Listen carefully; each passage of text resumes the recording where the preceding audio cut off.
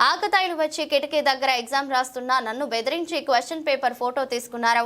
నల్గొండ జిల్లాలో 10th paper లీకేజీకి సహకరించిందన్న ఆరోపణలపై కొట్టివేసిన విద్యార్థిని బల్లెం ఝాన్సీ లక్ష్మి క్వశ్చన్ పేపర్ చూపించు లేకుంటే రాయితో కొడతానని బెదిరించి క్వశ్చన్ పేపర్ ఫోటో తీసుకున్నారు. ఆ సమయంలో నాకు భయం వేసింది. నాకేం చేయాలో అర్థం కాక క్వశ్చన్ పేపర్ చూపించాను. పక్కన ఉన్నవారు కూడా ఏం కాదులే చూపించన్నారు. ఇందులో నా ప్రమేయం ఏమీ లేదు. దయచేసి నా డిబార్ను రద్దు చేయండి అని వేడుకుంటున్న విద్యార్థిని ఝాన్సీ లక్ష్మి, నేను క్లెవర్ స్టూడెంట్ ని, నన్ను ఎక్కడ ఎగ్జామ్ రాపిచ్చినా నేను రాస్తాను.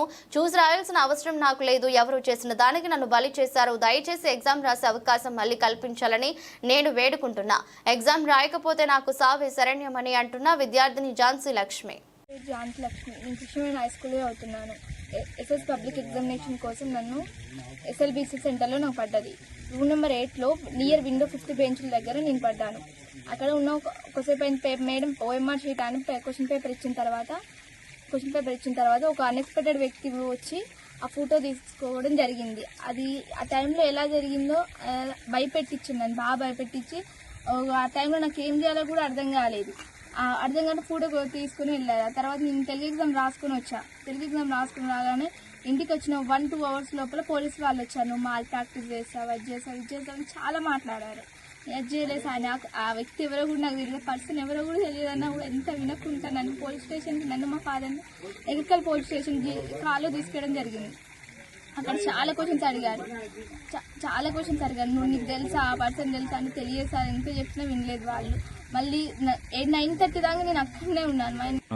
పోలీస్ వాళ్ళు 9:30 దాకా నన్ను మా ఫాదర్ని కూర్చోబెట్టారు. తర్వాత 10:30కి నేను మా ఇంటికి వచ్చేసాను. నేను వచ్చిన తర్వాత వాళ్ళు ఏం భరోసా ఇచ్చారంటే, మీరు ఏం కాదు, ఎగ్జామ్స్కి ఏ ప్రాబ్లం ఉండదు, మీరు అన్ని ఎగ్జామ్స్ రాసుకోవచ్చు, జస్ట్ విచారణ కోసం మీరు ఇంటికి పోలీస్ స్టేషన్ తీసుకురావాలని చెప్పారు. విచారణ కోసం ఏం కాదు, ఎగ్జామ్స్ అన్నీ రాసుకోవచ్చు అని నాకు మా ఫాదర్కి భరోసా ఇచ్చి పంపించారు. వెళ్ళి మార్నింగ్ నేను హిందీ ఎగ్జామ్ రోజు వెళ్తే సెంటర్లో దిగాలి. నేను రూమ్లోకి వెళ్ళగానే నా రూమ్ నెంబర్ పట్టుకుని నన్ను ఒక రూమ్లో తీసుకెళ్ళి నా రూమ్ నెంబర్ నన్ను డిబార్ చేసి పడేసి ఒక వైట్ పేపర్ మీద బలవంతంగా ఫోర్స్ఫుల్గా. మా పేరెంట్స్ లేరు, నా గడియన్ లేరు, ఎవ్వరు లేరు. అప్పుడు నాతో సంతకం పెట్టించుకున్నారు. ఆ తర్వాత నన్ను ఇంటికి వచ్చి డ్రాప్ చేశారు వాళ్ళే.